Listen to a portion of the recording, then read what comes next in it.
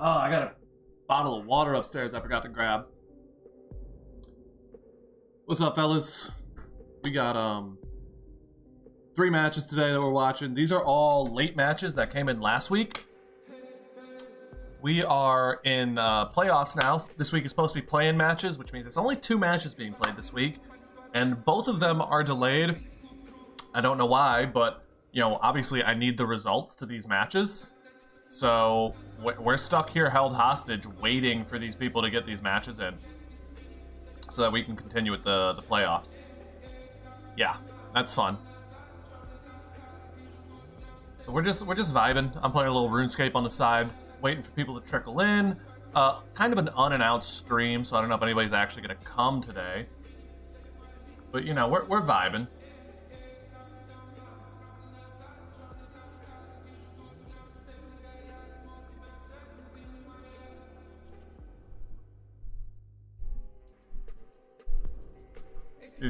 Do.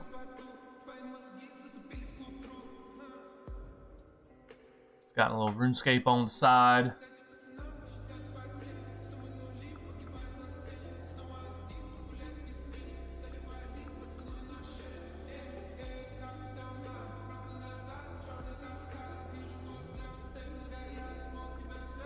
Mithril full helmet, let's go. The high out that. Alright. So I guess what we're doing today is watching these matches, right? What do you guys think about the thumbnail, huh? The thumbnail for these live streams? I think I might want to make like a new one just for playoffs. I feel like that would be a fun thing to do, but I don't know how I want it to look. Maybe like, let's look up Pokemon brackets.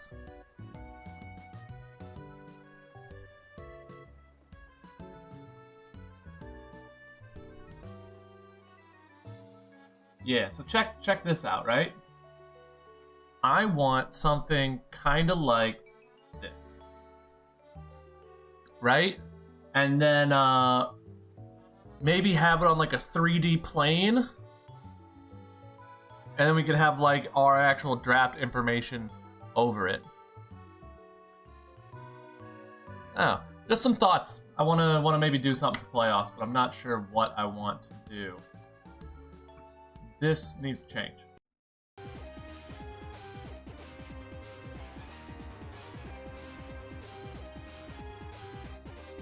Alright, so gonna do like one last thing in RuneScape, and then we're gonna start watching some matches, fellas.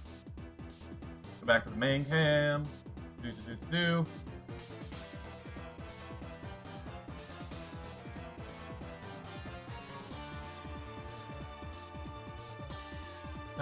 We're gonna kick this off. Ladies and gentlemen, my name is Sean Bon Jovi, and this is the Sean Bon Show. Today we got some matches to watch, some Pokemon replays. Only 3 this week, as these are some late matches from last week, and this week's matches have been delayed. So we're watching some old replays just to make up some time so I can get a video out for you guys, trying to keep that content consistent.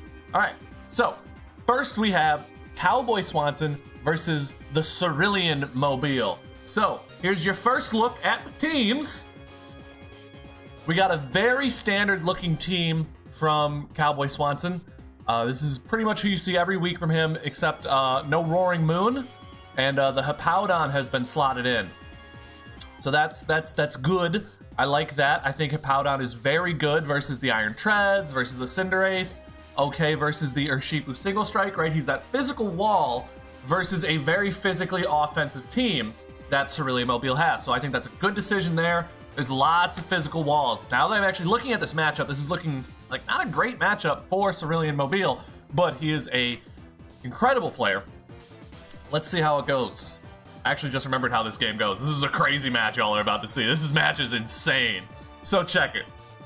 We got the lead Treads versus the lead Zard. Zard decides to get out, which I think is a bad decision. He should have went for like a Mega Evolution and a Weather Ball and just KO the Treads. But instead, he actually gets the opportunity to get the Stealth Rocks up, and now he's Calm Mind boosting in front of the hungry man, Dondozo. Now, a wise player realizes that these boosts are not doing anything, because Dondozo has the ability Unaware, which means it ignores stat buffs and debuffs. So, we're probably all asking the same question.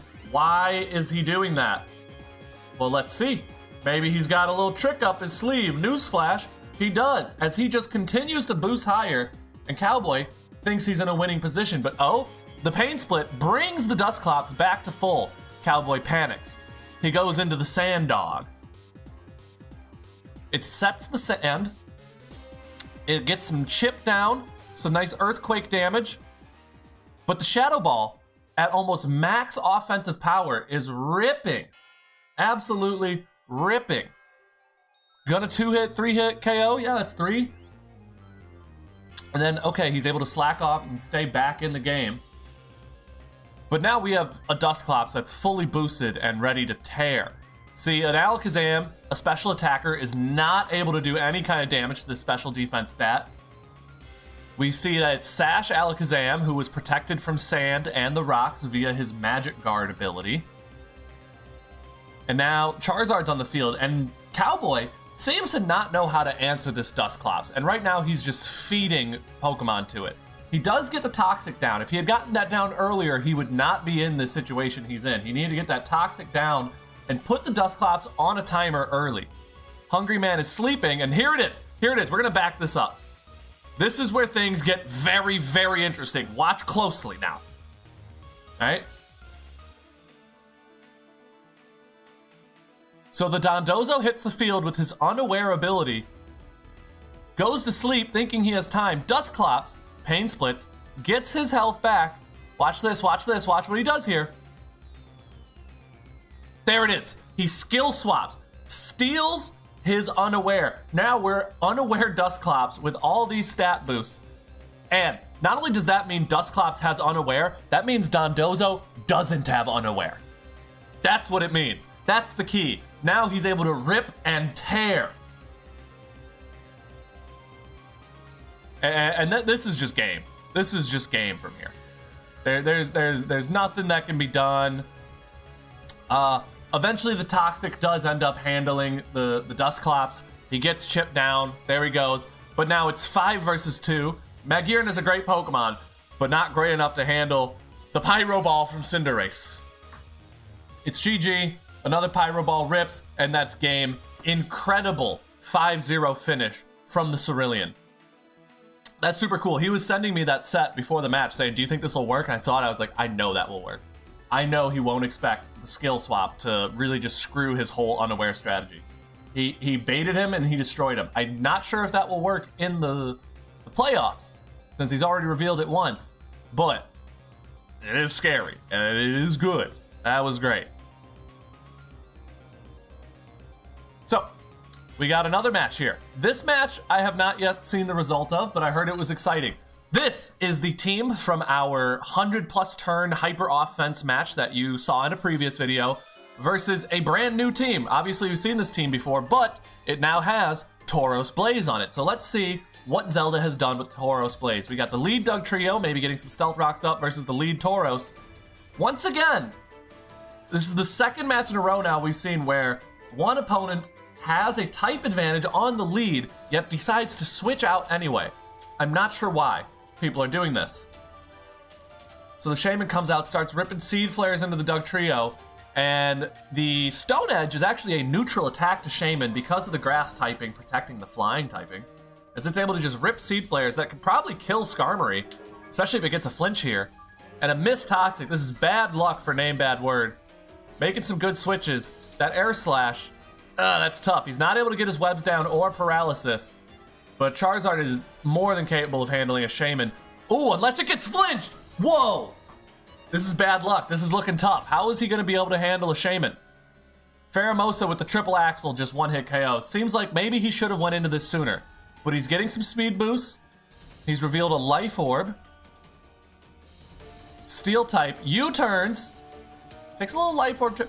You gotta be careful running moves like U-turn or Volt Switch with a Life Orb because you want to make sure you're doing more damage to your opponent than you're doing to yourself with your Life Orb.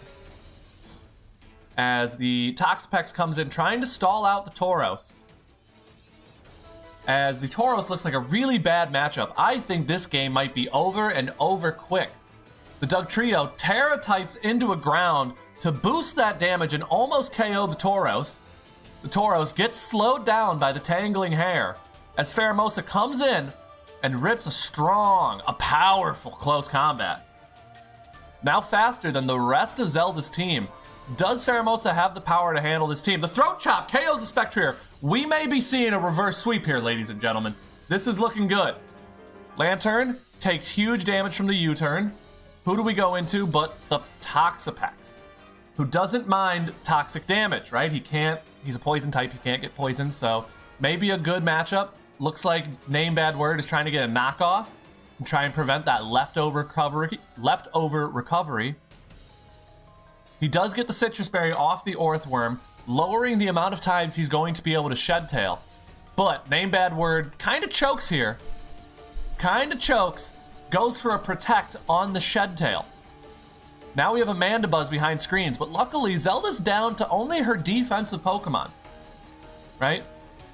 With only their defensive Pokemon left, it's the Shed Tail isn't really doing too much, right? What do they have behind it?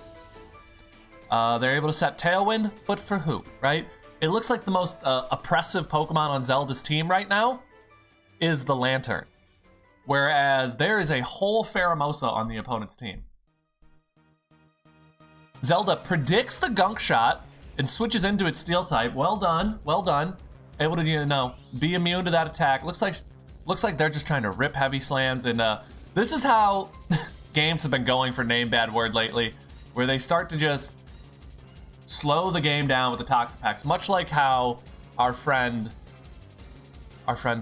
the Golden Boys, amateurs only, likes to slow the game down at the end with the Alamola.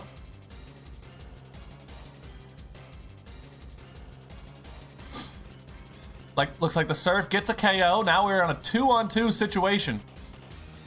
Just looking to get another U-turn off. If I'm Name Bad Word, I'm just ripping close combats at this point. Just ripping and tearing close combats. I wouldn't even want to be risking extra leftovers chip. I guess with the Pex out, I would want to focus on removing the leftovers. I want to remove the leftovers, prevent recovery, just to ensure that my close combat can KO. Now we got the Weak Armor, speed boosting the Mandibuzz. If you're running a defensive Mandibuzz, you really want it to be Overcoat to prevent things like sleep. Weak Armor is more for an offensive Mandibuzz, which is something you almost never see. You should almost never be seeing Weak Armor Mandibuzz. It's very strange.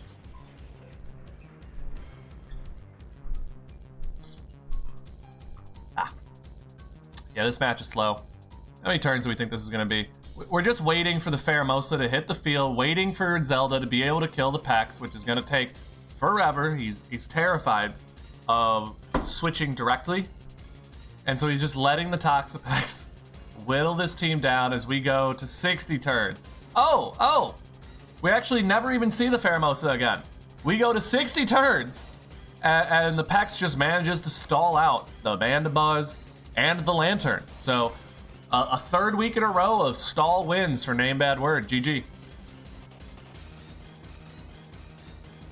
All right. Finally, we have some more matches. So, Goof Meek versus the Acquitted Ace. Another match I haven't seen yet. A strong Swampert lead versus Corviknight. Looks like he might get some Stealth Rocks up. No. Instead, goes for the flip turn as Corviknight Iron defenses, raising his defense stat. But looks like that Spadef is lacking. The Fire Blast does a ton of damage as the burn really ensures that Corviknight is not going to be doing much this match. That's really stinky on a Iron defense boosting Corviknight set. That's an early just Corviknight's kind of out for the rest of the game now, unless it's like Defog or something. Whereas Goof Meek looks to be running more defensive variant of his team. He's got the Reggie, he's got the Swampert, the Venusaur, and the Goodra. This is a real defense team for him. Whereas normally he's got like Regieleki and Slitherwing and stuff. He's doing a good job of using his full roster, which is something we haven't always seen from him. We've often seen him struggling to use his full roster and just running the same sets every week. So I'm proud to see him using his full bench. It's fun to use those guys you don't always use, and it makes you more threatening of a player. to be more well-rounded. When your opponent looks at your team and sees that you're only using the same 6 or 7 every week, that gives them less prep work to do. Whereas a player who's using all 11 of their Pokemon every week, well, not every week, but as often as possible, that's more threatening to look at. I can't look at you and just counterpick you. Whereas a person who only uses the same 6 mons, I can say, okay, he brings this team every week. I'm just going to build against that and be fine. So you have the flying type Registeel. Very cool. I wonder what he was trying to avoid with that. I think it looks like it was maybe to counter the Excadrill in this situation.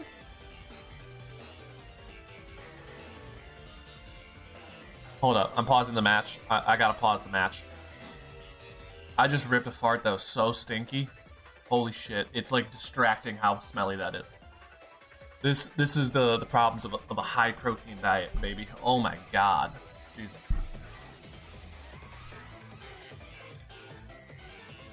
Alright, so the Gardevoir comes out on the Registeel. Dangerous, as I believe this thing is Heavy Slam. Not sure why they would go for that. The Mystical Fire, not enough to KO the Registeel, but the Heavy Slam isn't enough for the Gardevoir either. I would have just ripped another Mystical Fire and KO'd the Registeel in this situation, but both players opt to switch out. Now we have a repeat of turn 1. We have the Corviknight versus the Swampert. Maybe the Corviknight can get a Roost off, as it does, manages to maybe get itself back in the game. Looks like Swampert decided to try and go for the KO, but it isn't enough after that Roost heals it. Chi-Yu on the field, terrifying. Just ripping a Specs Overheat here can pretty much nag a KO on everything. Maybe the Hydreigon can take one, but a Specs Chi-Yu here is just destroying. It manages to hold on. The Hydreigon Draco Meteor almost KOs the Chi-Yu, but it just barely hangs on and is able to KO the Hydreigon and the Sableye. Chi-Yu is in looking like an optimal position to sweep now. Immune to the Psychic type attack. I don't know if Jorge was calling a prediction there or if that was a misclick or what, but Chi-Yu doesn't care about that attack and KOs the Gardevoir. Excadrill hits the field, manages to outspeed. Maybe a Scarf Excadrill? I'm not sure what that is. Shocked to see it's faster. Scarf Rapid Spin Excadrill would be really interesting, actually. What the hell is that? But Chi-Yu's dead and is no longer terrorizing the team. I kind of want to see how this ends.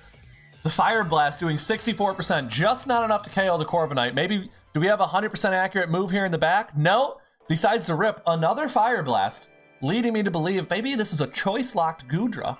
What do we have here? Switching into the Swampert on a Kyurem is... Okay, hold up. That's just about the dumbest thing you can do. Yeah, Kyurem is the freeze-dry Pokemon. When you think freeze-dry, you think Kyurem, and you're going to switch your water ground type. That move is designed to kill Swamperts. I don't know why you would ever do that. I'm sorry. That's a no-no. Don't do that again. And Goodra, maybe they were trying to sack, I guess? Maybe a sack. Because the Goodra is able to just rip a Draco Meteor and handle the Kyurem. But Goodra itself gets handled by the Excadrill. I'm tempted to believe this is a Scarf Excadrill. What the fuck? No. Was this not max speed Chi-Yu? I'm so confused by this match, you guys.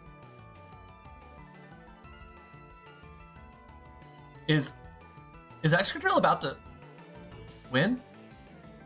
Oh my god. Ice Punch doing 67%. The Life Orb damage. The Rocky Helmet. It's a Rocky Helmet Excadrill? Why? And why did it just get a kill? Look at me. Look at me right now. Look at me. Look at me in the eyes. Are you telling me that's a Rocky Helmet Excadrill? I've never seen that in my life.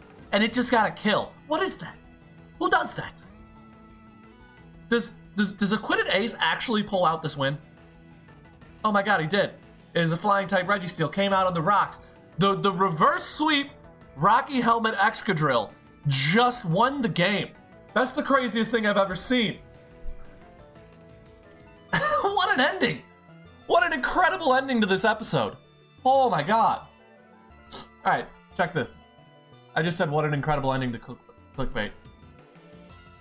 So, we do have a couple extra matches laying in the back here, believe it or not. Check this out. Where are these matches? So because of the delayed matches,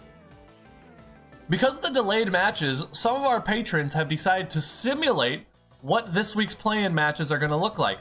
So if you want to make predictions on who's going to win, we have an early win from Dugio, actually managing to win. So it looks like this prediction says Zelda is actually going to beat Acquitted Ace, the player who just won with the Rocky Helmet Excadrill. Now let's see if we can get another simulated match. This one is Hayes versus Matt Way. Let's see who this is. A hyper offense team versus more of a balanced offense team. And what sort of victory do we have in this simulated match? Looks like Hayes is gonna beat Dugio. I don't know why I said it like that. That's wrong. Looks like Hayes is gonna... Silly individual. Damn, that's crazy. I don't know who you are, but that's like the most generic thing you could say to me. You come into my chat and hit me with like the dude who's not listening to his girlfriend line. You just hit me with like damn babe, that's crazy. Why would she say that? Yeah, wow. That's wild. Damn, that's crazy. All right, so looks like we can predict Hayes to just barely nose out our friend Batway in a 3-match game, or 3-game match. Anyway, that's it for the stream today. Check us out next Sunday. We'll be back with more Draft League. Thank you and have a nice day, everyone. Bye-bye. Bye.